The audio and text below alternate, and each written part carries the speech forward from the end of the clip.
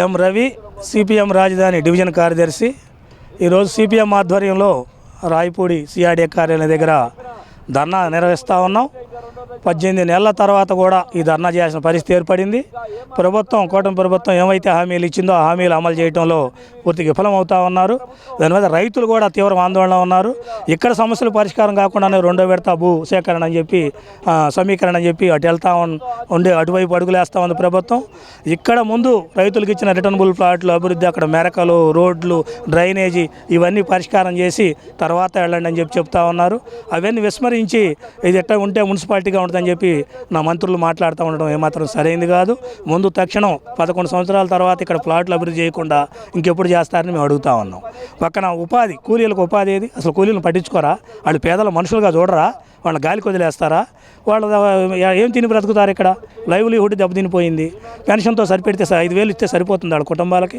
అందుకని పెన్షన్ కూడా పెంచమని చెప్పి మేము డిమాండ్ చేస్తూ ఉన్నాం. మరో ప్రక్క వాళ్ళకి ఉపాధి కల్పించే దానికోసం గతంలో లాగా నర్సరీలు, ఇతర ప్రత్యామ్నాయ మార్గాలు చూడాలని చెప్పి సిపిఎంగా డిమాండ్ చేస్తూ ఉన్నాం.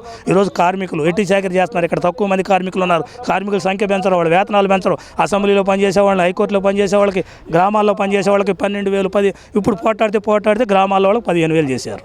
జీవో నెంబర్ 36 అమలు జరిపి 21,000 ఇవ్వమంటే ఇవ్వటల్లా. అందుకని ఒకటి కాదు, రైతులకు సంబంధించిన సమస్యలు, కార్మికులకు సంబంధించిన సమస్యలు, కూలీలకు సంబంధించిన సమస్యలు అన్నిటితో సతమతం అవుతా ఉన్నారు. అవన్నీ పరిష్కరించాలని చెప్పి ప్రభుత్వం వీటి మీద పెట్టుబడిదారులకి, కార్పొరేట్లకి భూములు దారాదత్తం చేయటం కాదు, రాజధానిలో ఉన్న ప్రజలకి ప్రజా రాజధాని అంటున్నారు కాబట్టి ప్రజా సమస్యల పరిష్కారం వైపు ఈ ప్రభుత్వం చొరవ చూపాలని చెప్పి సిపిఎంగా డిమాండ్ చేస్తా ఉన్నాం.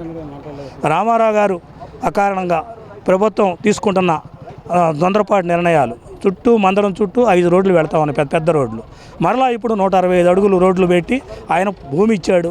ప్లాట్లు ఏమో లోపల నీళ్ళల్లో కొట్టారు. ఇప్పుడు 2 ఇళ్ళు ఆయనకి ఇల్లు, ఎదురెదురు ఇళ్ళు 2టికి మార్కింగ్ ఇచ్చారు. అటు పొలం పోయి 2 ఇళ్ళు పోయి ఎక్కడ ఉండాలా?